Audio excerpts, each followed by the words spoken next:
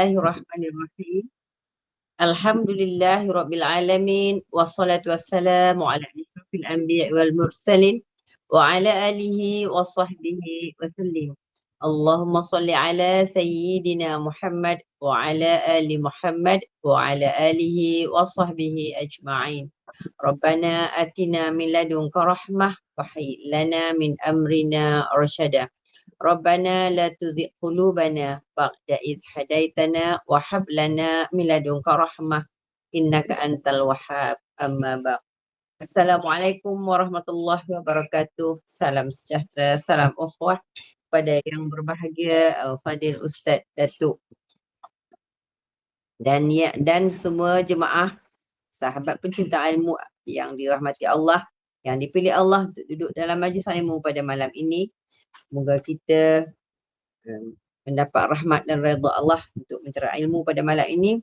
Alhamdulillah, kita masih lagi menjadi pilihan Allah untuk duduk di sini. Kuliah maghrib kita ini daripada Google Meet saluran Agama Nur Iman yang dipimpin oleh Puan Hajah Rosniati binti Mansur dan ditadbir urus oleh Ahli Jawatankuasa Agama Nur Iman, akan dipimpin oleh yang berbahagia Yang Amat Arif Datuk Haji Abbas bin Nurdin, Hakim Mahkamah Rayuan Syariah JKSM, dengan tajuk kita hari ini hak-hak wanita di dalam undang-undang keluarga di Malaysia, dan kita akhiri dengan bacaan al-Ruh. Bagi menambahkan keberkatan majlis, mohon ihsan Datuk untuk memimpin bacaan umul kitab Al-Fatihah, dan pahalanya kita hadiahkan kepada baginda Rasulullah sallallahu alaihi wasallam, keluarganya dan para sahabatnya, para anbiya, para solihin, alim ulama, guru-guru kita, ibu bapa kita, keluarga kita dan semua para muslimin dan muslimat sama ada yang masih hidup ataupun telah kembali ke rahmatullah. Al-Fatihah. أعوذ بالله من الشيطان الرجيم بسم الله الرحمن الرحيم الحمد لله رب العالمين الرحمن الرحيم مالك يوم الدين إياك نعبد وإياك نستعين اهدنا الصراط المستقيم صراط الذين أنعمت عليهم غير المغضوب عليهم ولا الضالين آمين. Amin, amin ya Rabbal Alamin. Bagi meneruskan majlis, saya dengan penuh takzim menyerahkan majlis ini kepada Al-Fadil Datuk dengan segala hormat. Dipersilakan Datuk. السلام عليكم ورحمة الله وبركاته بسم الله الرحمن الرحيم الحمد لله رب العالمين والصلاة والسلام على أشرف الأنبياء والمرسلين وعلى آله وصحبه أجمعين سبحانك لا علم لنا إلا ما علمتنا إنك أنت العليم الحكيم ولا حول ولا قوة إلا بالله العلي العظيم ولا حول ولا قوة إلا بالله العلي العظيم ولا حول ولا قوة إلا بالله العلي العظيم اللهم رب اشرح لي صدري ويسر لي أمري واحلل عقدة من لساني يفقهوا قولي رب يسر ولا تعسر يا كريم رب يسر ولا تعسر يا كريم رب يسر ولا تعسر يا كريم اللهم صل على سيدنا محمد وعلى آله وصحبه أجمعين اللهم صل على سيدنا محمد وعلى آله وصحبه أجمعين اللهم صل على سيدنا محمد وعلى آله وصحبه أجمعين أما بعد. Terima kasih kepada pengacara majlis yang saya hormati Puan Rosniati binti Mansur bersama barisan kepimpinan Agama Nur Iman, para asatizah, hadirin, hadirat yang dikasihi dan dirahmati Allah Subhanahu wa taala. Alhamdulillah, malam ni syukur kita pada Allah Subhanahu wa taala dapat lagi kita meneruskan kuliah Al-Ahwal Al-Syakhsiyah Undang-Undang Keluarga Islam, hak-hak wanita dalam Undang-Undang Keluarga Islam di Malaysia. Dan insya-Allah pada malam ini kita akan menyambung berkaitan tajuk nafaqah iddah. Jadi sekarang ni kita dah masuk kepada fasa tuntutan selepas penceraian. Dalam kuliah yang lepas, alhamdulillah, kita dah menyentuh berkaitan dengan tuntutan muta'ah, tuntutan muta'ah ataupun tuntutan selepas perceraian, di mana muta'ah ini di segi hukum syaraknya adalah sebagai sagu hati, ya, perceraian kepada isteri yang diceraikan, sama ada cerai biasa ataupun cerai yang bukan disebabkan oleh pihak isteri, ya. Jadi isteri berhak mendapat mut'ah, dan kita telah bahas panjang bagaimana mahkamah, ya, menentukan jumlah mut'ah yang munasabah, iaitu berpandukan kepada kedudukan pendapatan ataupun kedudukan keuangan, dan tanggungan, pihak suami, semasa bercerai, dan juga kedudukan dan juga status pihak isteri semasa bercerai. Itu dua perkara pokok yang diambil kira oleh mahkamah untuk menentukan jumlah muta'ah yang sesuai. Dan ditambah lagi akhir-akhir ini mahkamah juga mengambil kira tempoh berkahwin, pasangan, bagi menentukan jumlah muta'ah yang sesuai. Ini tambahan lah, yang saya kira ini yang diambil kira oleh mahkamah, dan banyak juga kes-kes yang telah dilaporkan dalam jurnal hukum dan sebagainya. Dan dalam aspek mahkamah menentukan jumlah muta'ah yang sesuai juga, saya telah kongsikan, termasuklah sama ada mahkamah mengambil pandangan para ulama mazhab, contohnya, sekurang-kurangnya 30 dirham, atau yang senilai dengannya, ataupun mengambil pandangan apa yang diamalkan di Timur Tengah, iaitu 2 tahun nafkah, ataupun mengambil pandangan ulama lagi separuh daripada qadar mahar misil, mahar misli. Itu antara pendekatan hakim. Itu kita dah bahas panjang, alhamdulillah. Jadi malam ni insya-Allah kita masuk kepada nafkah iddah.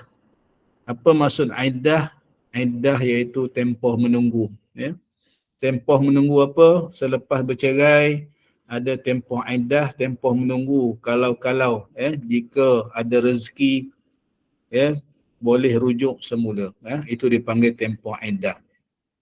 Dan juga termasuk dalam maksud tempoh iddah ini ialah tempoh untuk mensucikan rahim. Ada juga dalam tempoh iddah ni tak boleh rujuk. Contoh cerai talak bain, talak bain tak boleh rujuk, sama ada bain sughra ataupun bain kubra, Bain sughra apa dia? Contoh mahkamah sabitkan fasah, maka jatuh talak,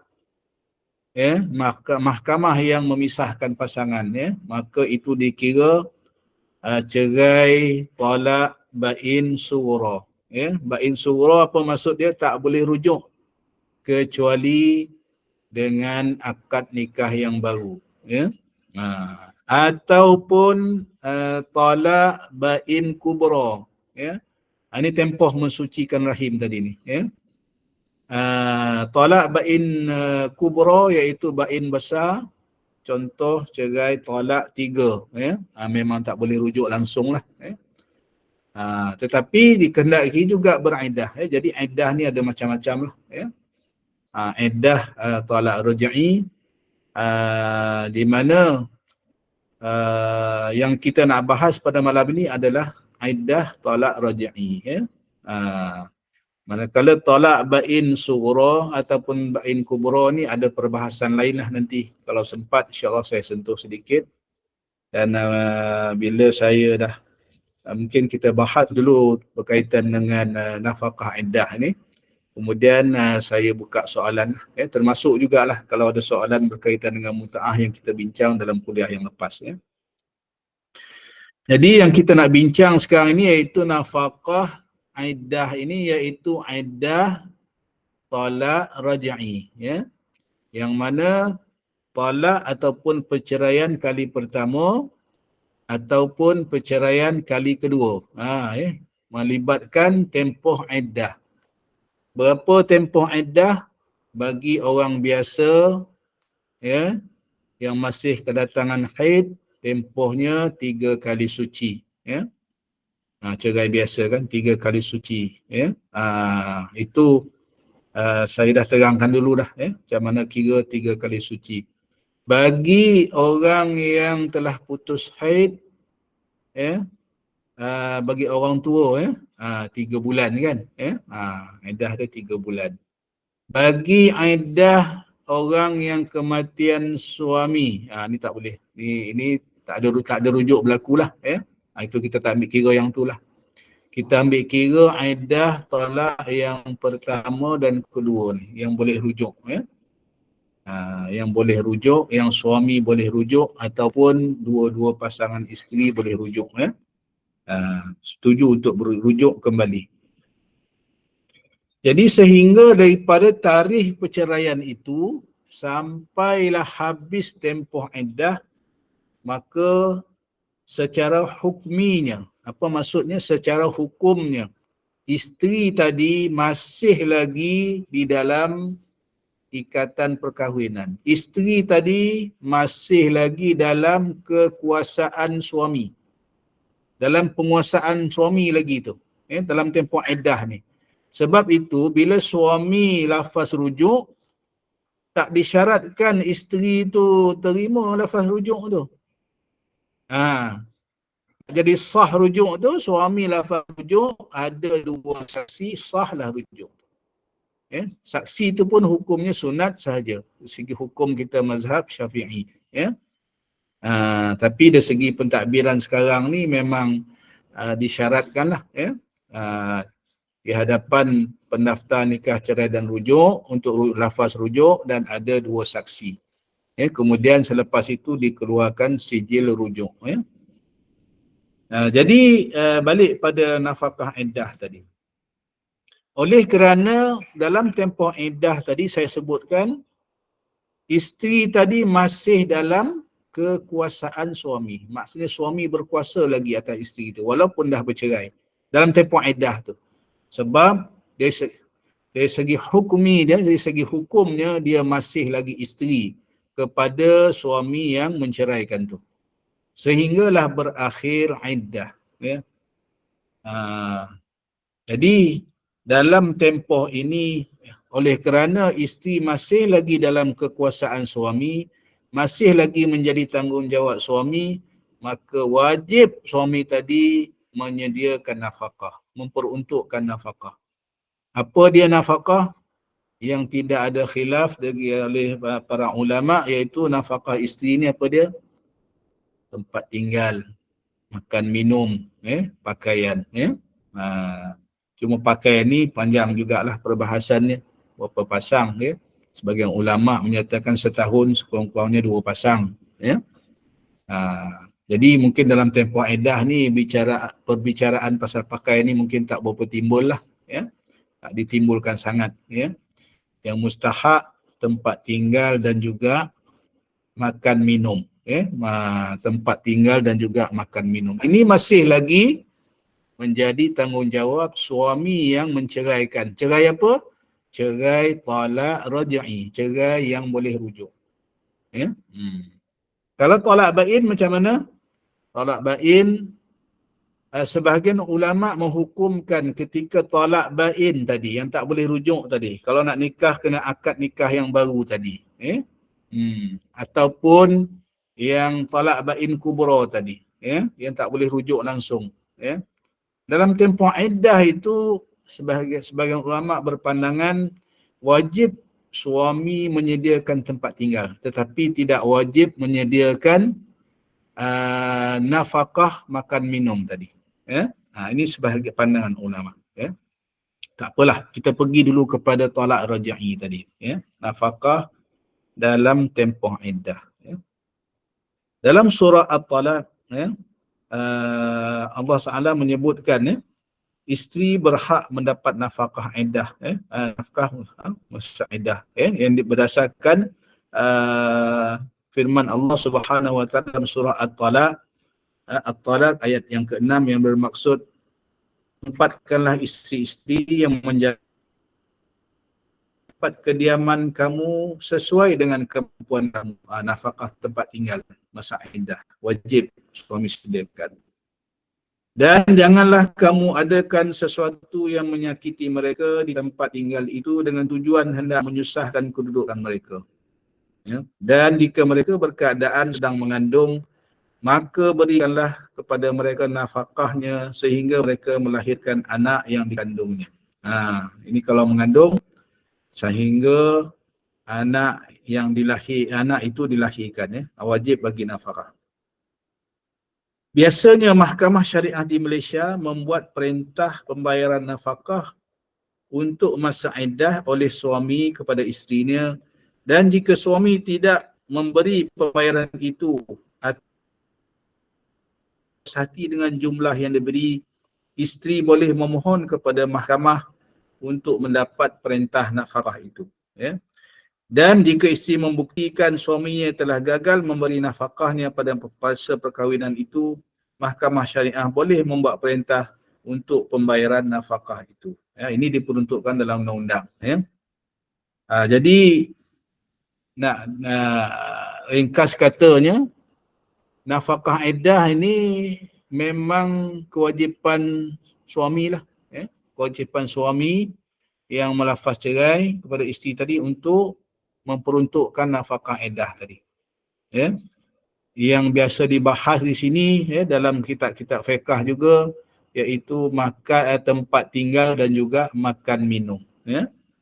Dia termasuk pakaian sebenarnya, cuma saya sebutkan tadi pakaian ni agak panjang juga perbahasannya, dan para ulama ada menyatakan pelbagai pandangan, ya, yang sekurang-kurangnya 2 pasang setahun, ya. Dan mungkin isu pakaian ni semasa bercerai ni biasanya tak ditimbulkan, ya. Jarang ditimbulkan nafkah pakaian semasa perceraian ni. Yang mustahak orang nak tempat tinggal, ya, isteri ni berhak ataupun mementingkan lah, ya, tempat tinggal dan juga nafkah makan minum, ya, untuk kelangsungan hidup, ya, selepas bercerai. Ini yang mustahak. Sebab itu dalam undang-undang memang diperuntukkan, ya. Saya nak rujuk kepada undang-undang di Negeri Sembilan yang ada pada saya ni, Seksyen 60, enactment Undang-Undang Keluarga Islam di Negeri Sembilan. Saya ingat di Selangor dan di negeri lain lebih kurang sama saja, ya. Dia punya peruntukannya. Saya ingat hampir 100% sama lah, ya. Itu tertakluk Seksyen 60(1) kalau di Negeri Sembilan, tertakluk kepada hukum syarak. Mahkamah boleh memerintahkan seseorang lelaki membayar nafkah kepada isterinya atau bekas isteri. Jadi Seksyen 60 ni dia cover dua-dua, hadirin hadiratnya, iaitu nafkah semasa perkahwinan dan juga nafkah iddah selepas bercerai. Ni Seksyen 60 ni. Dia cover begitulah, ya. Kemudian Seksyen 66 sebagai untuk menyempurnakan peruntukan Seksyen 60 tadi, ya. Bila nafkah itu terhenti? Sekarang ni dalam tempoh iddah, isteri berhak dapat nafkah. Adakah selama-lama dalam tempoh iddah itu isteri berhak dapat nafkah? Tidak. Jika berlaku apa? Jika berlaku nusyuz, ya. Jika isteri itu disabitkan nusyuz, dia tak berhak dapat, ya. Dalam Seksyen 66, hak seseorang isteri yang telah bercerai untuk menerima nafkah daripada suaminya yang dahulu di bawah mana-mana perintah mahkamah hendaklah terhenti apabila tamat tempoh iddah atau apabila isteri nusyuz, ya. Ada dua keadaan. Yang pertama, kalau isteri nusyuz, tak berhak dapat nafkah, termasuk nafkah iddah. Yang kedua, apabila tamat tempoh iddah. Jadi sebab itu biasanya hakim apabila memutuskan perceraian ataupun mensabitkan jatuhnya talak di hadapan mahkamah, hakim ataupun mahkamah akan menyatakan berapa lama tempoh iddah. Sama ada hakim menyebut secara umum tempoh iddah adalah 3 kali suci contohnya, ya. atau sehingga kalau mengandung sehingga anak dilahirkan contohnya, ya. Akan disebut oleh hakim ataupun dinyatakan dengan jelas oleh hakim, supaya pasangan ini, ya, yang bercerai ini ataupun isteri yang diceraikan ini, dia tahu hak dia setakat mana, ya, iaitu setakat 3 kali suci dalam tempoh iddah tadi untuk dia berhak menerima nafkah. Jadi kalau dalam tempoh itu suami tak bagi nafkah, maka isteri tadi berhak untuk buat tuntutan rasmi ke mahkamah, ya. Jadi kalau boleh kalau boleh dibincangkan lah, ya, bila bercerai ni. Dan saya banyak jugalah melihat kes-kes yang berlaku di mahkamah syariah ni. Bila pasangan ini bercerai di mahkamah, di hadapan mahkamah, mengikut prosedur peruntukan undang-undang yang sedia ada, biasanya nafkah iddah ni tak jadi isu lah, ya, tak jadi isu. Yang jadi isu ialah bila pasang ni bercerai atas sebab-sebab yang lain lah, ya, sebab kena pukul ataupun memang sebab suami ni gagal menunaikan nafkah, ataupun suami ni hilang tak diketahui, ataupun apa sebab-sebab lain lah, sebab-sebab mudarat, ya, suami mendatangkan kecederaan kepada isteri. Ini isteri dia dalam tempoh iddah tu dia berhak dapat nafkah, ya. Ini yang jadi masalah. Biasanya yang cerai biasa ni, cerai di hadapan hakim, sama-sama bersetuju untuk bercerai, ya. Biasanya dirundingkan terus, ya. Sebelum lafaz cerai ni berlaku pun biasanya pihak-pihak ni dah ada persetujuan dah, ya, berapa nafkah iddah nak diberi, ya. Contohnya suami tadi beri perundingan dua pihak, ambil kira lah, ya, yang dua perkara penting tadi ni, ya, iaitu rumah tempat tinggal dan juga nafkah makan minum. Kiralah contoh, ya, contoh nafkah makan minum hari ni, contohnya orang biasa lah, jangan ambil orang yang high standard. Kita ambil perkiraan orang biasa. Contoh lebih kurang satu hari RM20, ya. RM20 lah satu hari, RM15 ke RM20 sehari. Iaitu kadar sarapan pagi, makan tengah hari dan juga makan malam. Lebih kurang lah, ya, RM15 ke RM20 adalah orang biasa, ya. Kadar orang biasa. Kalau orang standard yang makan di hotel memanglah tak dapat, ya. Yang makan di restoran yang ni memanglah tak dapat, ya. Ini kiraan biasa contoh, RM20 sehari kalau dikali dengan 30 hari RM600. Contoh, ini contoh. Itu baru nafkah makan minum. Tempat tinggal ini yang ada perbahasan pun yang panjang juga, ya. Pada kebiasaannya, ya. Sebab itu kalau kita lihat dalam ayat yang saya bacakan tadi, maksudnya tadi ni, ya, Allah Ta'ala perintah dalam surah At-Talaq ni supaya suami menyediakan tempat yang tinggal yang sesuai, ya. Apa maksud tempat tinggal yang sesuai? Biasanya rumah kelamin itulah tempat tinggal yang sesuai bagi isteri, ya. Jadi yang sebenarnya dari segi hukum syaraknya yang afdalnya bila bercerai, ya, isteri berhak duduk di rumah kelamin tu dalam tempoh iddah itu, ya. Dalam tempoh iddah itu isteri itu berhak duduk di rumah kelamin itu, ya. Tak sewajarnya lah suami halau isteri keluar daripada rumah, ya. Jika suami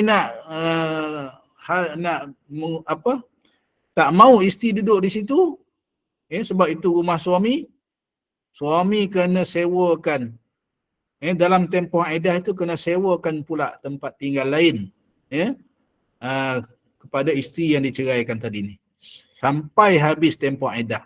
Itu hukum dia, ya. Cuma yang sebaiknya ialah isteri tadi berhak tinggal di rumah kelamin walaupun suami pun duduk di rumah yang sama, ya. Ini yang ni, ya. Sebab itu dalam tempoh iddah ni dipanggil tempoh menunggu. Tempoh menunggu apa? Menunggu-nunggu jika ada peluang, ya, ada ruang untuk pasangan ni berbaik-baik semula, ya, bila bercerai. Dah bercerai boleh lagi duduk serumah? Boleh. Ya. Yang tak bolehnya apa? Tak boleh berlaku persetubuhan, ya. Tanpa rujuk, ya. Kita mazhab Syafi'i, kalau pasang ni bercerai boleh duduk serumah lagi. Yang tak bolehnya apa? Persetubuhan. Sebab kita mazhab Syafi'i ini nak kalau nak rujuk kena dengan lafaz. Kena lafaz dulu, ya. Katalah, ya, bercerai setelah sebulan bercerai. Masih duduk satu rumah. Tiba-tiba satu hari selepas sebulan bercerai itu timbul perasaan, ya, suami isteri tadi ni untuk hidup balik sebagai suami isteri. Timbul pula keinginan syahwat, ya, suami isteri tadi untuk bersama balik semula. Ya, pada ketika itu suami jika nak bersama balik dengan isteri, suami kena lafaz rujuk dulu. Kita mazhab Syafi'i. Kalau mazhab Hanafi memadai perbuatan persetubuhan itu dikira sebagai rujuk, ya. Dengan niat untuk rujuk. Ini mazhab Hanafi. Kita mazhab Syafi'i kena lafaz rujuk dulu, ya. Mesti ingat boleh dapat, ya. Itu, ya. Sebab itu dalam tempoh iddah ini nafkah tempat tinggal itu yang afdal yang saya sebut tadi, isteri itu berhak tinggal di rumah kelamin, rumah pasangan itulah, yang dalam tempoh berkahwin. Isteri berhak tinggal sampailah tempoh habis iddah. Contohnya 3 bulan lah. Dah berlalu tempoh 3 bulan. Mana contohnya lah, dah habis dah 3 kali suci. 3 kali suci telah tamat, maka isteri tadi kena keluar rumah lah. Kalau rumah itu rumah suami, ya. Kalau rumah itu rumah suami, isteri kena keluar daripada rumah lah, sebab telah tamat tempoh iddah, ya. Jadi hadirin hadirat sekalian, ya.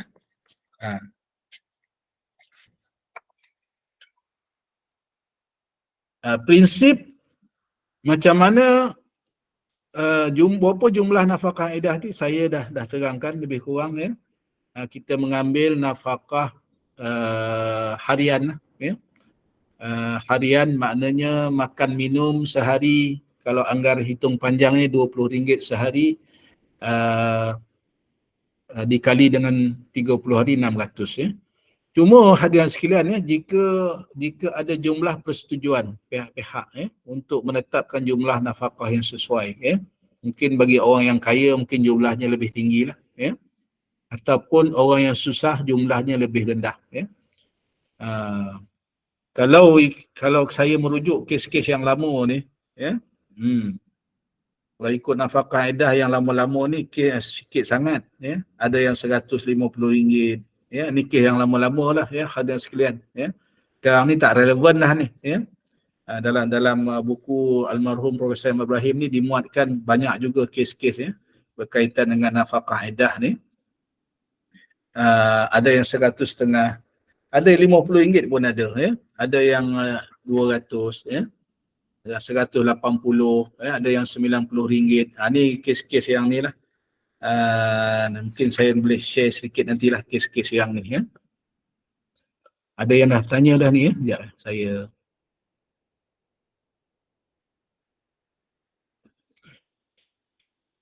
saya cuba jawab dulu soalan ni.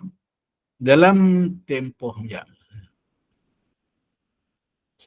jika berlaku perceraian hakam dan isteri berhak, isteri mendapat talak bain sughra, adakah layak isteri tersebut menuntut nafkah iddah?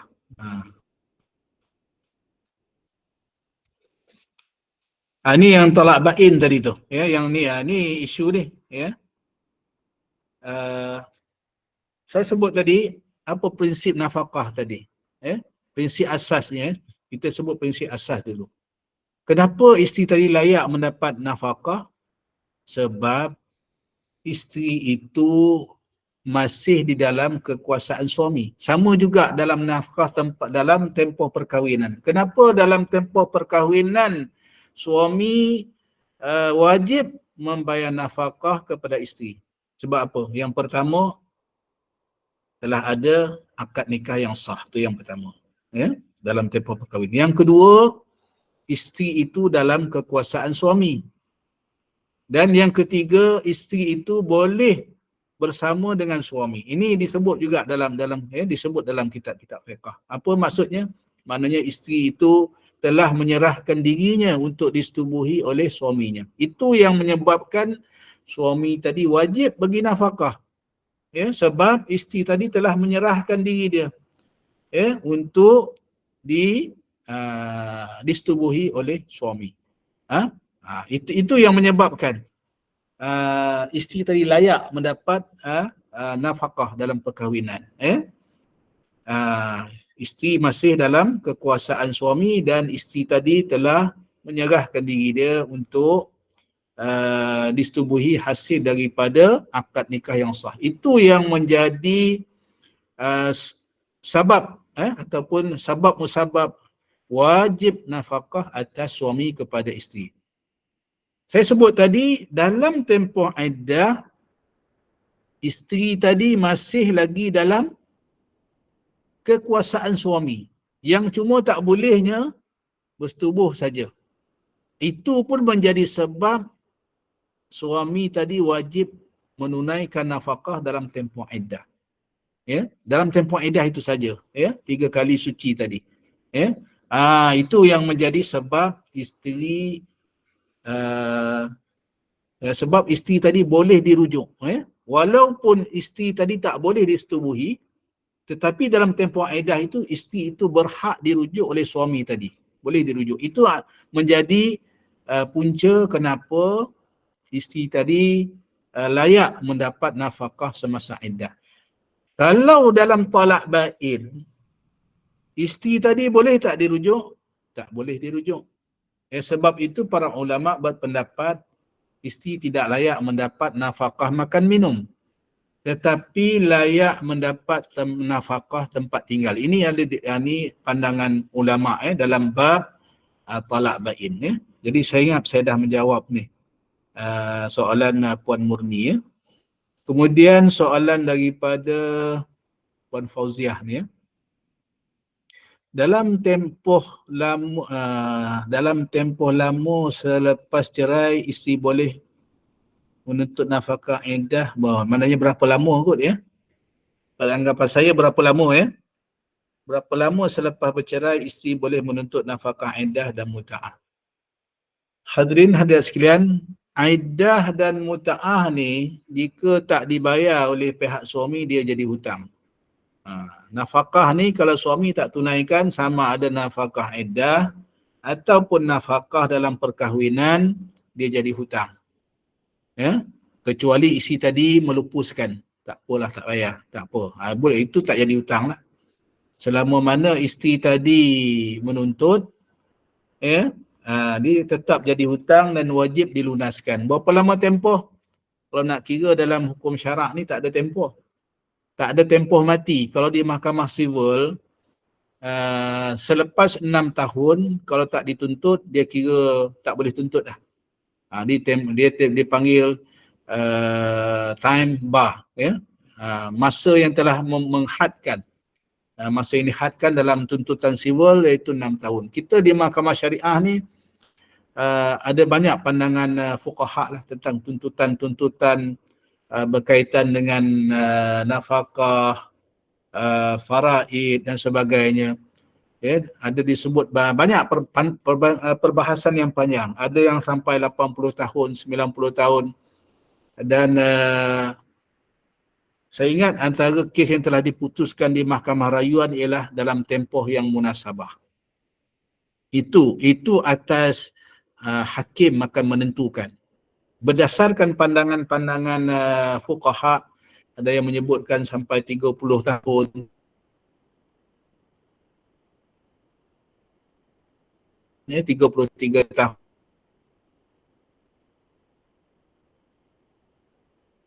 tahun, 8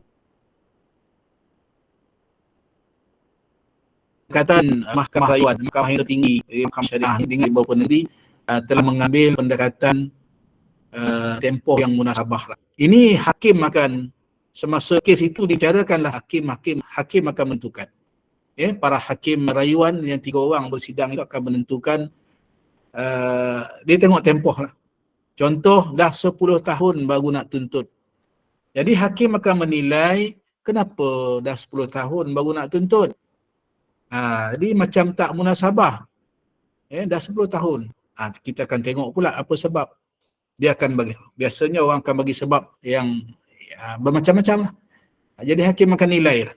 Contoh, orang ini sakit lama bertahun-tahun, ya. Sebab tu dia tak tuntut. Munasabah ke tak munasabah? Munasabah. 10 tahun pun munasabah. Atau orang ini berada di luar negara. Contohnya, bertugas di luar negara, selepas 10 tahun baru balik Malaysia. Ya. Selepas balik Malaysia baru dia nak buat tuntutan. Kenapa tak buat tuntutan di luar negara? Susah. Sebab di luar negara ni, nak tuntut di luar negara tu nak hantar saman pun susah juga kan. Sebab kita tak ada perjanjian, kita panggil apa? Bilateral ataupun Allahu Rabbi. Apa ya, perjanjian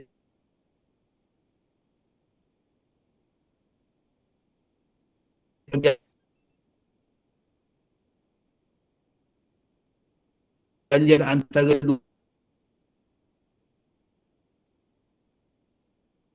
dua negara.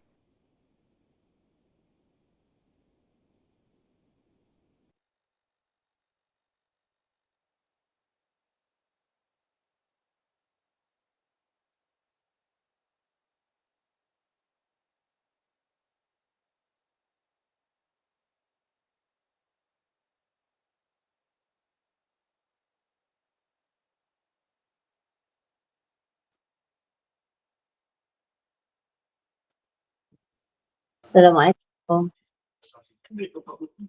Datuk tahu ikut. Lain Datuk kot. Okey, Datuk keluar masuk balik kot. Ikut insyaAllah.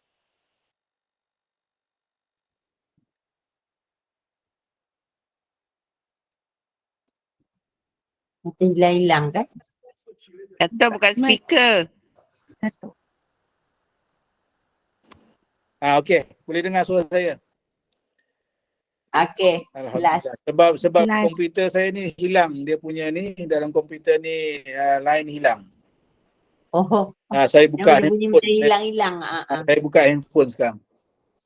Assalamualaikum Ustaz. Memang betul. Betul, Hilang Ustaz. Okey. Saya buka handphone, jelas ke? Jelas. Sekarang Jelas. ada jelas. Okey. Terima kasih. Okey, siapa saya teruskan di handphone lah ya. Okey, kita bicarakan tadi tentang sebab bila boleh tempoh bila boleh tuntut iddah dan muta'ah tadi. Saya dah jelaskan tadi contoh orang 10 tahun selepas bercerai baru nak tuntut nafkah iddah ataupun muta'ah. Sebab yang munasabah tadi adalah pertimbangan hakim lah yang akan menentukan. Contoh, saya bagi contoh tadi yang duduk di luar negara. Sebab kita tak ada perjanjian bidang kuasa antara negara ni. Sebab kita faham mahkamah syariah ni adalah bidang kuasa negeri. Kalau negeri 9 je lah. Dia tak boleh melangkau bidang kuasanya keluar. Ke negeri luar yang dalam Malaysia pun tak boleh. Kecuali pasang ni tu bernikah antara negeri 9, suami negeri 9, isteri di Selangor contohnya, dia boleh, maknanya tak ada masalah lah untuk dia memohon sama ada di Negeri Sembilan ataupun di Selangor, boleh je. Tetapi bila melibatkan luar negara ni, dia duduk di luar negara bertugas dah 10 tahun baru balik Malaysia, jadi alasan satu munasabah dipertimbangkan oleh hakim, walaupun dah 10 tahun. Dia jadi tentang tempoh tadi dia balik kepada hakim lah yang akan menentukan jumlah ataupun tempoh yang munasabah. Saya harap dah menjawab soalan. Kemudian soalan yang seterusnya tadi apa ya? dalam handphone saya ni payah pula nak buka soalan. Boleh bacakan soalan tak yang dalam chat room? Sekejap tu saya tengok.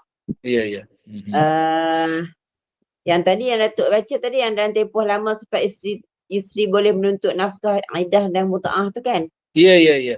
Okey, yang ini Assalamualaikum Datuk, nak bertanya, jika isteri tinggal di rumah bersama suami ketika talak raji'i, macam mana aurat antara keduanya? Itu soalan nombor 1. Soalan nombor 2, jika isteri kematian suami dan tempoh iddah, bolehkah ziarah kubur arwah suami dan mengadakan majlis tahlil di rumah? Itu daripada Puan Nur Asma. Okey, terima kasih. Ya. Saya jawab yang Ya. pertama ya. Ha. Tentang auratnya. Duduk satu rumah tentang aurat. Ya. Ya. Dari segi aurat, dia isteri ni dari segi hukum ni saya sebut tadi ni adalah masih lagi dalam kekuasaan suami. Aurat macam aurat suami isteri lah. Boleh buka aurat. Ya. Ini yang saya faham lah begitu. Kalau ada pandangan lain, kalau dia tak setuju dengan saya, kalau ada pandangan lain dia boleh bagi tahu lah. Ya. Maknanya sebab dia masih lagi isteri. Segi hukum syarak dia masih lagi isteri kepada suami yang menceraikan. Boleh duduk serumah. Yang tak bolehnya apa? Bersetubuh. Bersetubuh yang tak bolehnya. Yang lain boleh. Ya? Boleh pegang, boleh nak cium, bersetubuh tak boleh. Ya? Sebab itulah sebenarnya tujuannya. Bagi berbalik mula.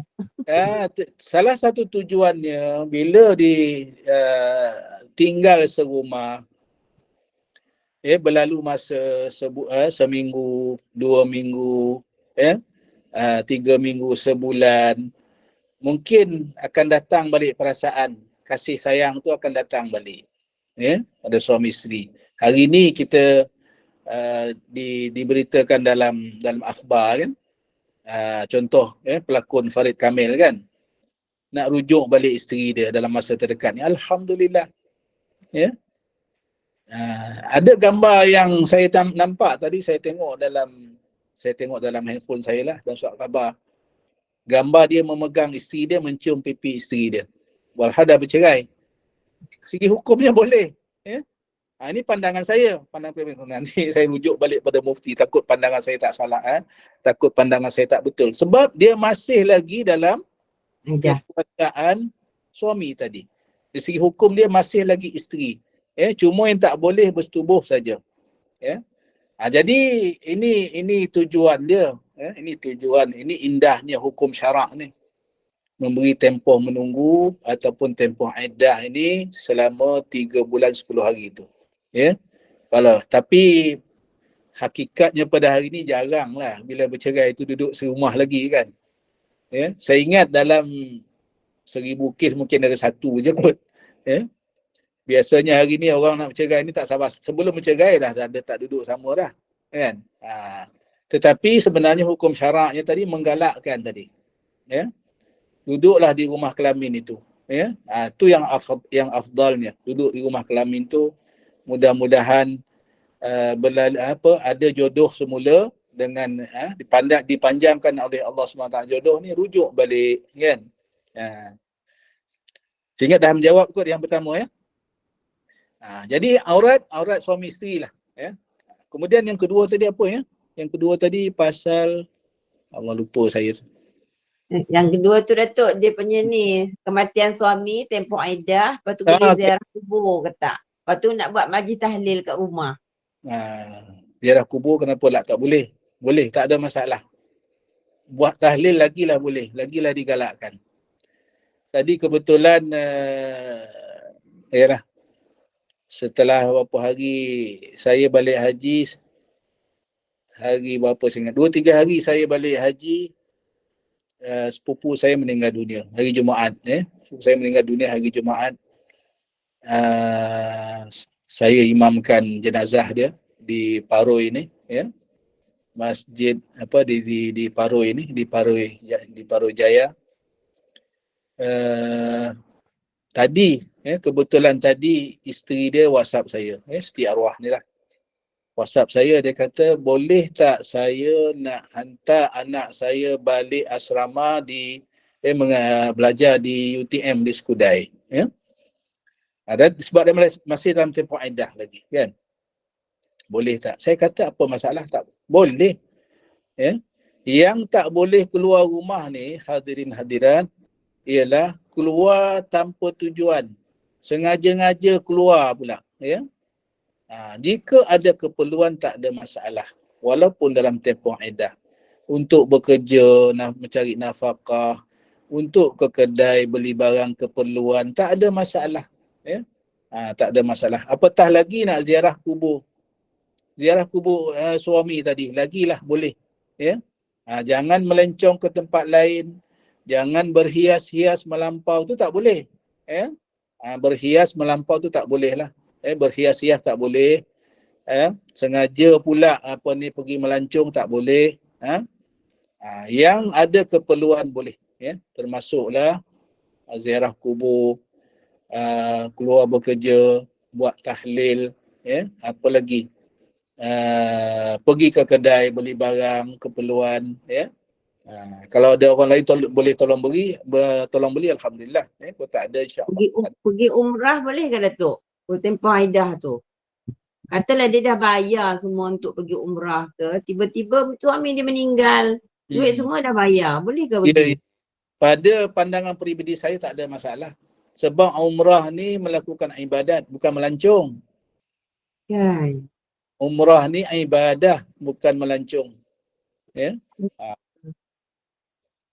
Pada pandangan saya. Kecuali lah kata dalam package umrah tu ada pula ada pula package pelancongan sekali, ya. Melancong ke Mesir contohnya, kan. Mesir ataupun apa lagi ke Turki contohnya, kan. Itu saya reserve lah. Pada pandangan saya itu tak berapa manis lah, ya.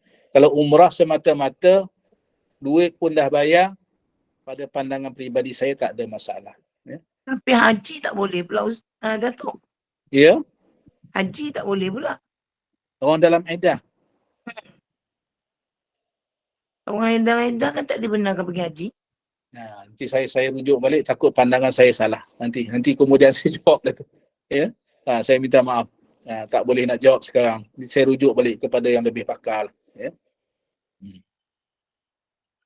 Datuk, soalan yang atas tadi Datuk dah baca belum? Yang soalan Puan Murni Jamaluddin tu yang dia tanya, Salam, maaf bertanya, jika berlaku kes perceraian hakam dan si isteri mendapat talak bain sughra, adakah layak isteri tersebut menuntut nafkah iddah?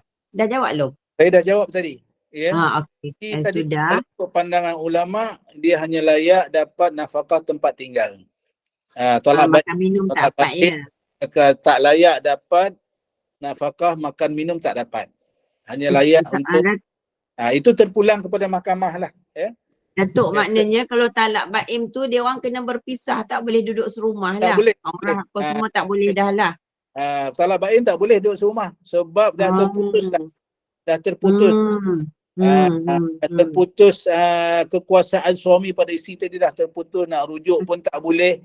Sebab itu dia tak layak dapat nafkah makan minum tu. Sebagai nafkah pun tak boleh, tak dapat, ya. Sebagai ulama lagi berpandangan dia layak dapat nafkah tempat tinggal saja. Ini terpulang kepada mahkamah lah yang akan menentukan, ya. Ya, Ustaz, dia ada lagi satu soalan daripada Puan Rosnita. Dia kata dalam tempoh iddah isteri tak nak duduk serumah, berdosa ke isteri tu? Dia itu payah nak jawab dah. Berdosa ke tak berdosa. Itu kalau macam tu dia tak kira nusyus kan, Datuk, kan? Pasalnya dia dah bercerai. Cumanya bukan cerai talak bain lah, bercerai biasa lah, kan? Ya. Cuma dia tak nak duduk serumah. Yang itu kalau tak nak duduk serumah, dia kena bagi tak nafkah makan minum apa semua tu? Nafkah makan minum kena bagi. Kan dia boleh lah tentu iddah, makna nafkah iddah tu kan, Datuk, kan? pada pandangan saya lah. Jika suami kata saya layak, saya mampu, awak nak tinggal rumah ni, tinggal lah. Tu yang saya mampu. Saya nak sewakan rumah lain, saya tak mampu. Kan? Contoh di situ. Kemudian isteri tak mau duduk situ. Ya. Sedangkan suami dah sediakan kediaman di situ. Ala rumah kelamin tu dalam tempoh dah duduklah situ. Kan? Ya. Suami dah sediakan tempat tinggal di rumah kelamin. Suami tak mampu nak sewakan tempat lain. Isteri menolak. Ketika itu bukan salah suami lah. Kan? Bukan salah suami. Maknanya kalau isteri nak keluar daripada rumah tu, itu atas tanggungan pihak isteri itulah, untuk cari tempat tinggal dan sebagainya. Tapi dia masih lagi layak nafkah, makan, minum. Itu pandangan saya. Pandangan peribadi. Wallahu a'lam. Ada soalan lain ke? Ada siapa-siapa nak tanya soalan lagi, silakan. Boleh lah kot buka. Dekat chat ni macam dah habis dah.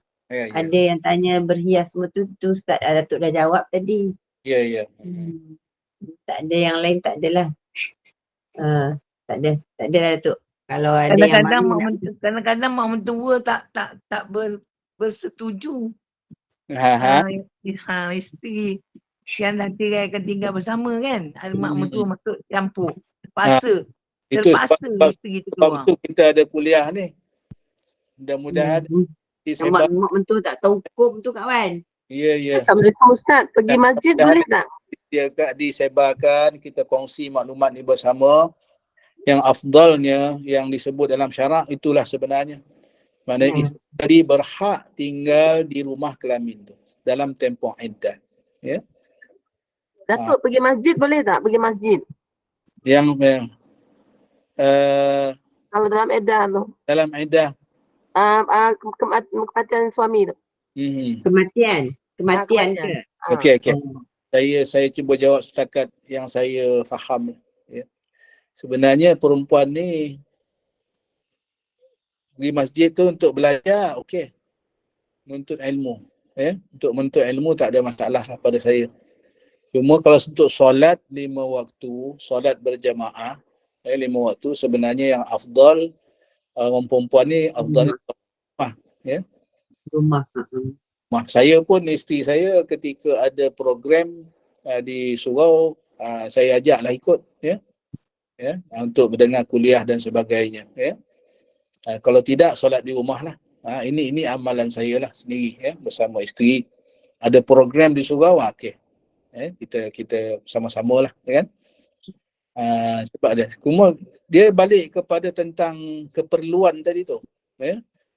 Sebab dalam tempoh iddah ni sama yang kematian suami lah, terutama yang kematian suami. Tempoh ini maknanya tempoh berkabung bagi pihak isteri. Jika tak ada keperluan, maka duduklah di rumah. Duduklah di rumah. Kecuali ada keperluan tadi, untuk bekerja, cari nafkah, untuk beli barang, untuk menuntut ilmu, boleh, dibolehkan. Wallahu a'lam. Itu yang saya faham. Datuk, lencong sikit. Orang yang bukan dalam iddah, palu dan berusia. Contoh macam saya lah, umur dah 70 tahun. Saya tak ada tanggungjawab. Saya duduk bersama dengan anak bujang dan berumur. Jadi saya memang lapang. Saya memang ada masa untuk ke masjid berjemaah.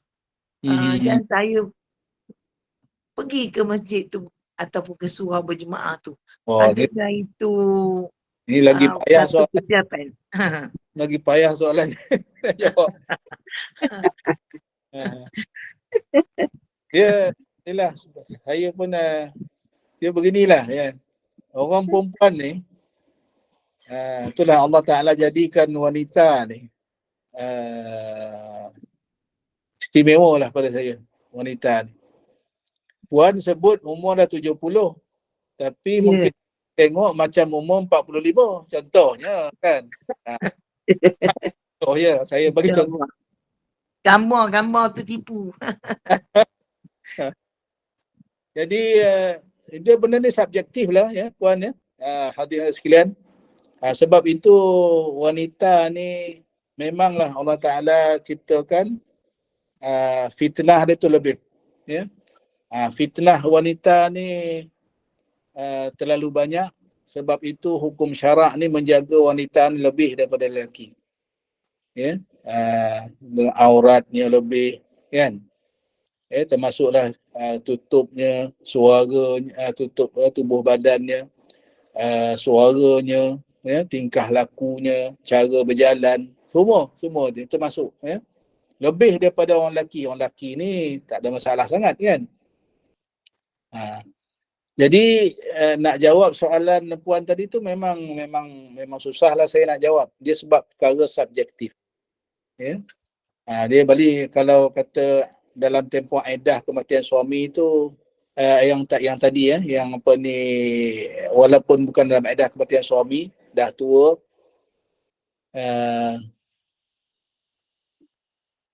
kalau keperluan untuk menuntut ilmu tak ada masalah pada saya. Keperluan untuk menuntut ilmu tak ada masalah lah, untuk pergi ke masjid, ya. Dan dah tua-tua ni sebahagian ulama ada berpandangan lebih ada apa orang kata kelonggaran, kelonggaran bagi orang tua, ya.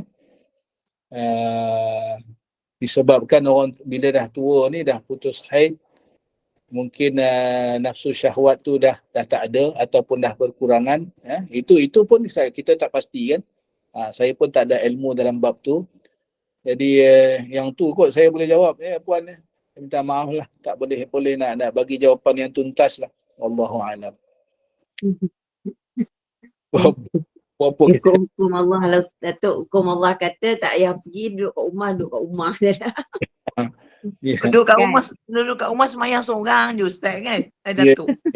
Jadi kalau pergi ke luar dapat juga berjemaah, kan? Ya. Ambil peluang apa ni, kuliah lah, ya. Datang surau, datang masjid untuk dengan kuliah, dapat solat berjamaah sekali, ya. Saya pergi subuh je, Datuk. Lain tak pergi. Biasa kuliah ni lepas maghrib lah. Maghrib, kalau ada kuliah maghrib isyak yang penting-penting saya pergi. Kalau hujung minggu ni ada kuliah subuh, kan, biasa begitu. Subuh memang tiap subuh, insya-Allah. Okay. Ada soalan lain ke? Kalau tak ada, sikit saya sambung sikit lagi pasal nafkah iddah ni. Ni Rafi'ah tak ada angkat tangan ni, Puan Rafi'ah. Ada tanya ke? Okay. Assalamualaikum, Ustaz. Macam mana dengan pergi ke masjid ataupun ke surau untuk berjamaah, macam kita buat dalam bulan puasa untuk jamaah tarawih, boleh ke? Apa pula dari segi undang-undang ke suami? Pada saya, selagi tidak menimbulkan tak menimbulkan fitnah, boleh je. Ya. Sebab orang wanita pun dibenarkan, diharuskan hadir solat Jumaat, kan. Segi hukumnya kita kias ke situlah. Jika wanita pergi menunaikan solat Jumaat, maka dia tak perlu lagi solat zuhur, kan. Terlepas daripada kefarduan solat zuhur kalau sama-sama menunaikan solat Jumaat. Saya sebut tadi segi afdalnya lah. Afdalnya wanita ini solat di rumah. Yang itulah yang saya boleh jawab, yang kita boleh kiaskan. Wallahu a'lam. Terima kasih, Ustaz. Ada soalan lain ke? Dalam bab hukum ni, banyaknya ada banyak, ada banyak pecahan-pecahan, ada banyak pandangan ulama, jadi khilaf ya, Datuk, ada khilaf. Itu yang kalau saya tak berani nak jawab tu. Ada ulama kata boleh, ada ulama kata tak, ada jugalah perselisihan khilaf kat situ, kan.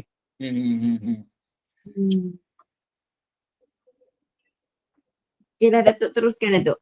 Ya, okey. Tak ada soalan kot. Ada soalan dia? Sikit berkaitan dengan tuntutan tadi, tuntutan nafkah iddah dia. Jadi tadi ditanya berapa lama boleh tuntut, kan. Saya kata pada tempoh yang munasabah lah, tempoh yang munasabah. Jadi nasihat saya berkaitan dengan tempoh tuntutan ini. Jika boleh, mana tuntutan ni dibuat segera lah. Dibuat segera. Saya ingat pada masa sekarang ni jarang berlaku tuntutan ni dibuat setelah lebih daripada 10 tahun dan sebagainya.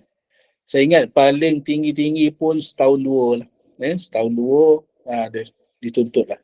Biasanya beberapa bulan pun selepas perceraian ni kes-kes akan difailkan lah. Tuntutan selepas perceraian ni akan difailkan ke mahkamah. Ini yang sebaiknya, cuma yang paling baik sekali ialah adanya perundingan. Ataupun dipanggil as-sulhu, perdamaian, perbincangan secara baik. Perundingan secara baik ni boleh dibuat antara kedua belah pihak di luar mahkamah ataupun di dalam mahkamah. Jika dibuat di luar mahkamah, boleh juga dibuat contohnya di pejabat Jabatan Bantuan Guaman, JBG. Di sana ada pegawai lah, ada pegawai yang boleh mengetuai rundingan kedua pihak tadi untuk merundingkan jumlah muta'ah, jumlah nafkah iddah yang sesuai. Jika ada persetujuan, sama ada di luar mahkamah tadi, contoh di hadapan Jabatan Bantuan Guaman ataupun di hadapan peguam, ada persetujuan dua-dua pihak ni. Persetujuan itu direkodkan, dan kemudiannya boleh dibawa ke hadapan mahkamah. Persetujuan bersama tu difailkan kes ni di hadapan mahkamah dan dinyatakan persetujuan tadi walaupun di luar mahkamah, mahkamah boleh endorse dia waktu tu, tak payah nak bicara. Ni yang bagusnya lah. Jika ada perundingan persetujuan tadi, terma-terma persetujuan tadi dinyatakan di hadapan mahkamah, dan mahkamah boleh rekodkan persetujuan itu dan terus di-endorse sebagai perintah mahkamah. Tak payah bicara, hari itu selesai. Ini yang baiknya lah. Contoh kan, contoh persetujuan itu maknanya atas persetujuan bersama, pihak suami bersetuju untuk membayar nafkah iddah RM600 sebulan contohnya, selama dalam tempoh iddah, RM600 sebulan, mungkin akan jadi 3 bulan lah ataupun 3 bulan 10 hari, lebih kurang macam tu kan dikira. Ini kiraan biasa, lebih kurang 3 bulan. Kemudian dipersetujui juga cara bayaran. Cara bayaran ni pun mustahak juga. Nak bayar ansur ke atau macam mana? Bayar tiap-tiap bulan ke, ataupun kata jumlah dia 600, 6 kali 3 bulan 1,800. 1,800, tetapi pihak suami ni setelah berundi dengan pihak isteri tadi tak mampu sebenarnya nak bayar 600 sebulan tu. Dia minta bayar ansur 300 sebulan. Jika ada persetujuan, mahkamah akan rekodkan. Jadi bayarlah 300 sebulan atas persetujuan bersama. Dia akan jadi perintah mahkamah. Bila ada persetujuan dan direkodkan di hadapan mahkamah persetujuan tu, dan persetujuan itu menjadi perintah mahkamah, jika dilanggar oleh pihak suami tadi ni, janji sebulan bayar 300, bulan pertama bayar, bulan kedua bayar, bulan ketiga tak bayar, bulan keempat tak bayar, apa boleh buat? Boleh kuat kuasakan perintah mahkamah. Bagaimana cara nak kuat kuasakan? Ada banyak cara. Ada banyak cara nak menguat kuasakan perintah nafkah ni tadi. Sama ada potong gaji, minta mahkamah potong gaji dia terus masuk dalam akaun isteri tadi, ataupun sehingga boleh dilupuskan harta suami tadi ni, sita dan jual contohnya lah. Contoh ni nafkah muta'ah tadi. Muta'ah kata 5,000 contohnya kan. Muta'ah 5,000. Dia mahkamah perintah bulan-bulan bayar untuk cukupkan 5,000 ni sebulan 500 contohnya kan. Sebulan 500. Dia bulan pertama je bayar, lepas tu tak bayar lah. Ada hutang lagi 4,500. boleh minta, boleh mohon kepada mahkamah untuk kuat kuasakan perintah mahkamah ni, sama ada potongan gaji ataupun proses yang kita panggil sita dan jual. Minta mahkamah sita apa yang dia ada. Bekas suami ni ada apa? Kereta. Sita kereta dia, jual, lelong kereta dia ni. Untuk bayar 4,500 tadi yang dia hutang tadi. Boleh. Ada macam-macam cara. Scissor and sale. Ataupun dengan proses yang kita panggil proses hiwalah. Suami tadi tak bayar. Contoh, dia hutang 5,000. Dan depan mahkamah setuju nak bayar. Jadi perintah mahkamah dah 5,000. Tapi suami tadi tak bayar. Tapi pihak isteri tahu suami ni ada duit dalam bank contohnya. Ada bank, Maybank lah contoh. So isteri ni tahu suami tadi ada duit. Jadi boleh minta mahkamah perintahkan bank bayar, keluarkan duit suami tadi untuk bayar kepada pihak isteri tadi. Jadi melibatkan 3 pihak lah. Bekas suami dan juga pihak bank. Ini dipanggil proceeding hiwalah. Untuk menguatkuasakan perintah tadi. Boleh. Ada banyak cara dalam undang-undang kita. Cuma cara-cara ini yang saya sebutkan tadi lah. Sama ada sita dan jual, proceeding hiwalah, untuk ambil duit suami ni di pihak yang ketiga tadi dipanggil proceeding hiwalah, garnishment proceeding dalam tuntutan sivil. Ini jarang dilakukan walaupun ada dalam undang-undang, tapi pernah lah. Dah sekarang ni dah mula dah, alhamdulillah, dengan pengetahuan maklumat undang-undang yang yang lebih. Lepas ni ada kuliah ke? Saya dah terlajak masa ni. Tak ada tu, tak ada. Ada, okey. Kita last kuliah hari ni. Hari ni hari Ahad. Okey. Saya mencelah Datuk. Tak apa, saya habiskan yang saya sebut. Okay, maaf. Yang pasal kuat kuasa perintah tadi. Jadi ini cara-cara yang dibenarkan yang ada dalam bentuk undang-undang tetapi jarang digunakan. Saya haraplah, saya harap ini maklumat ini menjadi maklumat yang berguna yang kita boleh kongsikan dengan rakan-rakan lah untuk supaya orang mematuhi perintah mahkamah. Orang mematuhi perintah mahkamah dan tidak sewenang-wenangnya lah melanggar perintah mahkamah. Wallahu alam. Ada soalan lain tadi ya? Sila. Ya Datuk, saya mencelah. Itu bagi orang yang tak ada tanggungjawab lain. Tapi orang yang ada isteri muda tu Datuk. Dia ada tanggungjawab dia dengan isteri muda dia. Macam mana pula dia bolehkah mahkamah mengambil kira dia mesti juga uruskan isteri muda dia punya nafkah dan bekas isteri dia punya nafkah. Macam mana nak sita barang-barang ke apa tu Datuk? Boleh je, yang mana barang-barang dia boleh je. Boleh juga dilakukan begitu. Boleh. Assalamualaikum. Mahkamah. Ya Datuk. Okay. Assalamualaikum. Boleh saya tanya satu? Ya boleh Puan, sila. Saya minta maaf sebab sangat sibuk dengan cucu. Ya. Sila. Sila. Saya nak tanya, tadi Datuk ada menyatakan tentang senarai boleh dimasukkan dalam senarai mutaah, boleh dimasuk akan jadi hutang tuntutan hutang lah. Jadi dalam tuntutan hutang ini, sebab saya keluar masuk sibuk, apa perkara yang sekarang ni Sifri yang termasuk di dalamnya? Oh, saya ingat Puan Memunah dah salah faham ni.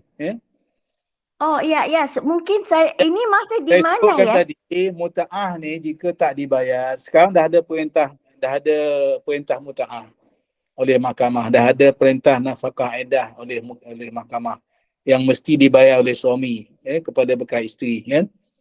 Jika tak bayar itu tetap menjadi hutang, maksudnya itu yang maksud saya. Dia akan menjadi hutang dan tak akan langsai kecuali bekas isteri tadi melupuskanlah redha. Kalau bekas isteri tadi redha, tak jadi hutang lah.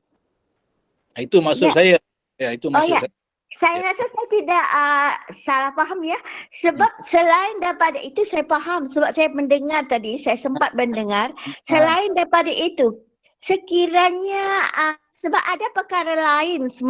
Misalnya bekas suami itu ada mengambil hak isteri, itu juga hutang, betul? Jadi kalau dalam tuntutan. Contoh ambil hak macam mana ya? Iya, dalam contohnya begini ya, dia itu mungkin ada ambil simpanan overdraft. Itu yang maksudkan. Hutang tetap kira hutang, puan ya. Hutang tetap kira hutang. Contohnya hari ni suami pinjam duit pada isteri. Contohnya pinjam 1,000 kan. Abang pinjam 1,000 dulu hari ni sebab kereta dah tertunggak nak bayar. Contoh. Itu pinjam lah tu. Memang pinjam jadi hutang lah. Itu termasuk dalam hutang perkahwinan kalau berlaku perceraian. Ini maksud saya begini Datuk. Kalau dia sebab masa perkahwinan, kemungkinan pasangan ini ada menyatakan membuat overdraft ya, sign bersama. Kemudian atas perancangan si suami, dia telah menyembunyikan satu atau dua salinan cek. Kemudiannya dia telah mengeluarkan ya duit overdraft dari overdraft, menyebabkan itu berlaku kekecohan. Bagaimana itu ya? Jadi satu itu soalan pertama. Jadi tentang perintah tadi, sebelum kita membuat tuntutan kita perlu membuat laporan polis, betul? Betul. Ini yang lain-lain ni puan, selain daripada tuntutan pemutaah edah tadi ni, lain-lain hutang dalam rumah tangga ni boleh buat tuntutan. Boleh buat tuntutan di mahkamah syariah, itu tertakluk kepada pembuktian di mahkamah nantilah. Oh ya. Draft ke ataupun lain-lain yang tadi tu, yang sama ada suami terhutang pada isteri ataupun isteri terhutang pada suami, itu boleh dituntut di mahkamah masa perbicaraan lain lah, kes lain, mana kes hutang lah. Itu yang saya boleh jawab lah kot. Kita tak menjawab soalan.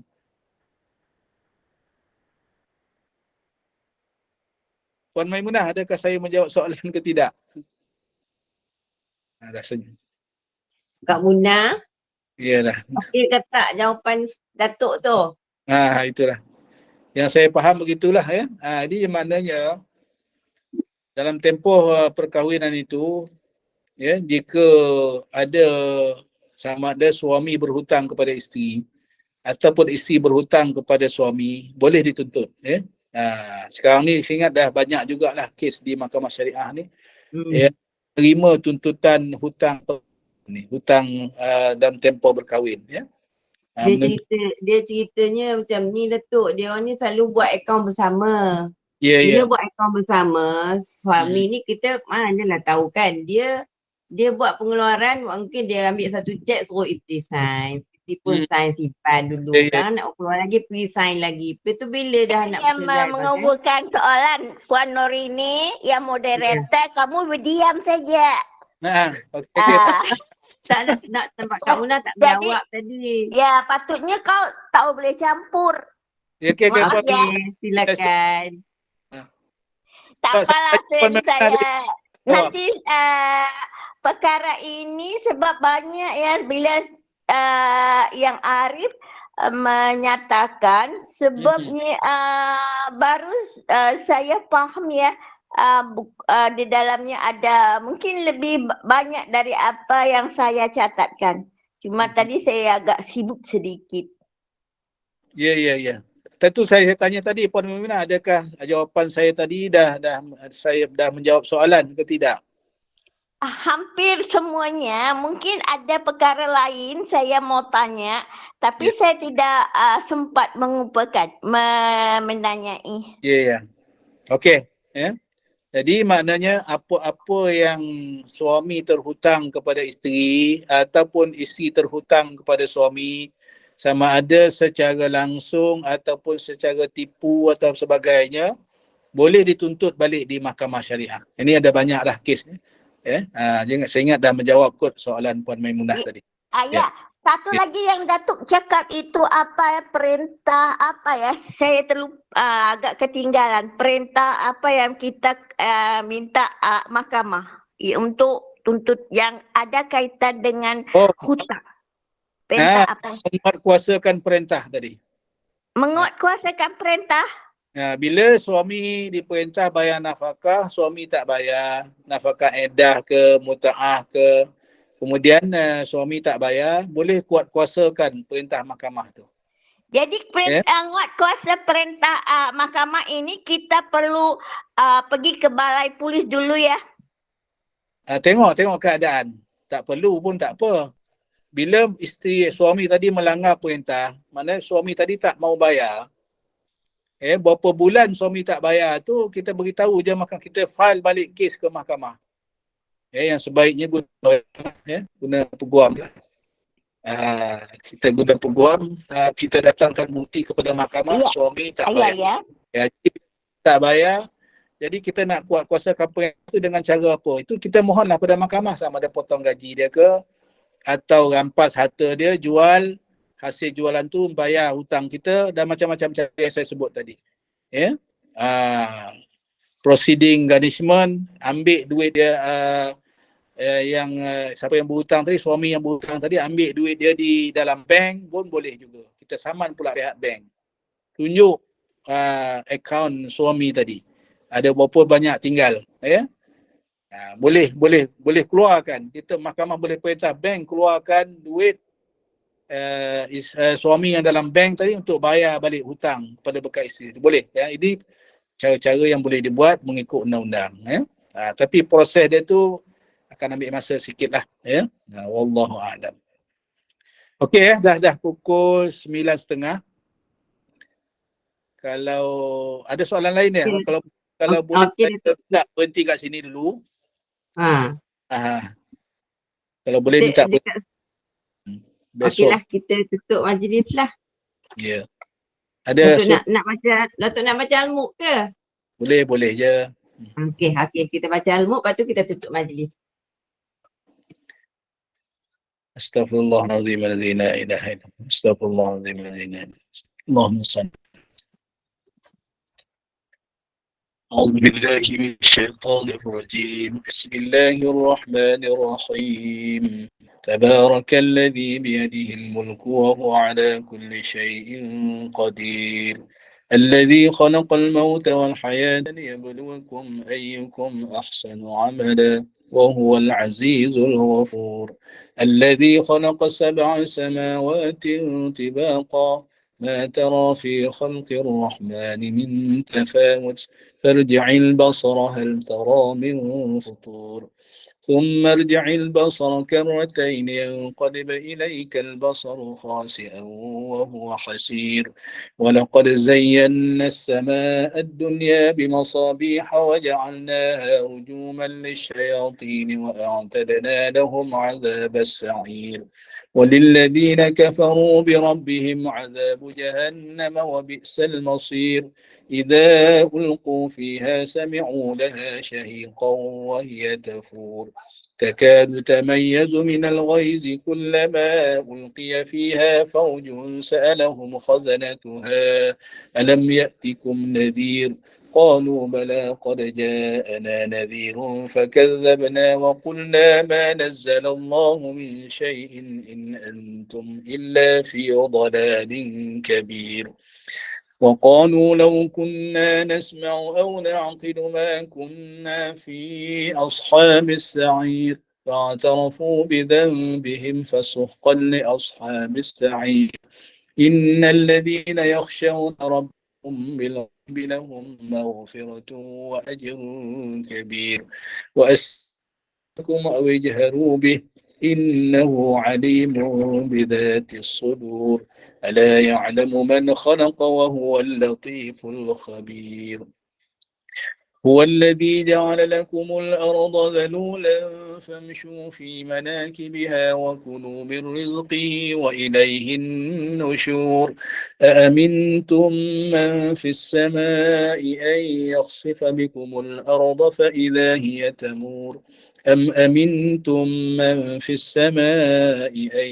يرسل عليكم حاصبا فستعلمون كيف نذير ولقد كذب الذين من قبلهم فكيف كان نكير أولم يروا إلى الطير فوقهم صافات ويقبض ما يمسكهن إلا الرحمن إنه بكل شيء بصير أمن هذا الذي هو جند لكم ينصركم من دون الرحمن إن الكافرون إلا في غرور أمن هذا الذي يرزقكم إن أمسك رزقه بل لجوا في عتو ونفور أفمن يمشي مكبا على وجهه أهدى أمن يمشي سويا على صراط مستقيم قل هو الذي أنشأكم وجعل لكم السمع والأبصار والأفئدة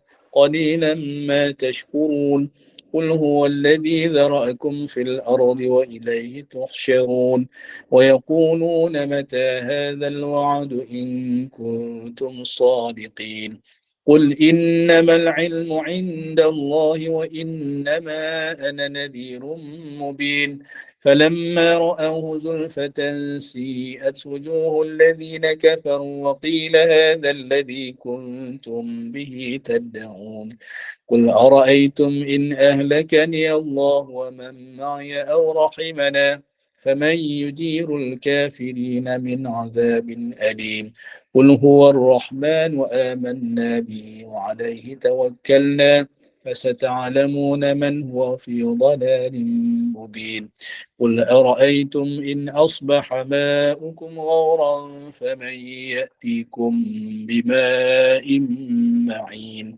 صدق الله العظيم. Hadirin sekalian, alhamdulillah saya minta tangguhkan dululah ya kuliah kita pada malam ini. Alhamdulillah yang baik itu daripada Allah Subhanahu wa taala. Segala kelemahan dan kekurangan itu daripada diri saya sendiri. Saya mohon maaf. Mohon maaflah tak dapat berjawab dengan sempurna dan ada soalan-soalan yang tak sempat dijawab. Saya mohon maaf. InsyaAllah kita tangguh soalan-soalan tu untuk kuliah akan datanglah insyaAllah ya. Bismillahirrahmanirrahim. Alhamdulillahirabbil alamin wassalatu wassalamu ala asyrafil anbiya'i wal mursalin wa ala alihi wa sahbihi ajma'in. Allahumma faqihna fid din wa 'allimna ta'wil wa hdina siratakal mustaqim. Allahumma rabbana zidna 'ilma warzuqna fahma. Rabbana zidna 'ilma warzuqna fahma. Rabbana zidna 'ilma warzuqna fahma. Rabbana atina fid dunya hasanah wa fil akhirati hasanah wa qina 'adzaban nar. Wa sallallahu ala sayyidina Muhammad wa ala alihi wa sahbihi. Subhana rabbika rabbil izzati 'amma yasifun wa salamun 'alal mursalin. Alhamdulillah. Ya, saya serah semula kepada pengacara majlis. Alhamdulillah syukur pada Allah kuliah maghrib kita berjalan lancar dengan syarah bab nafkah aidah dan banyak lagi maklumat yang telah Datuk berikan. Moga semuanya memberi manfaat dan mendudukkan kepada semua jemaah. Moga menambah ilmu pengetahuan dan pemahaman di atas apa yang telah disyarahkan Yang Amat Arif Datuk tadi. Dengan itu saya daripada Gemarun Iman mengucapkan ribuan terima kasih atas ilmu yang telah disampaikan. Saya juga mewakili Gemarun Iman, mohon maaf hanya ada sebarang kekurangan dalam majlis kita ini. Segala baik itu pada Allah, yang buruk itu adalah daripada kekurangan kami sendiri. Saya mohon pada Datuk untuk saya buat sikit bahan kuliah pagi besok Datuk. Okey, pagi besok kita bersama Al-Fadhil Ustaz Ili Aminin dengan bacaan surah Yasin, doa dan tazkirah kisah-kisah daripada Al-Quran. Dengan itu bagi menutup majlis, mohon Datuk bacakan doa penutup, surah Kafarah dan surah Al-As, dan saya akhiri dengan wabillahi taufiq wal hidayah. Assalamualaikum warahmatullahi wabarakatuh. Silakan Datuk. Bismillahirrahmanirrahim. Subhanakallahumma wa bihamdika asyhadu an la ilaha illa anta astaghfiruka wa atubu ilaik. Bismillahirrahmanirrahim. Wal 'asri innal insana lafi khusrin illa إلا الذين آمنوا وعملوا الصالحات وتواصوا بالحق وتواصوا. Sekian, Assalamualaikum warahmatullahi wabarakatuh.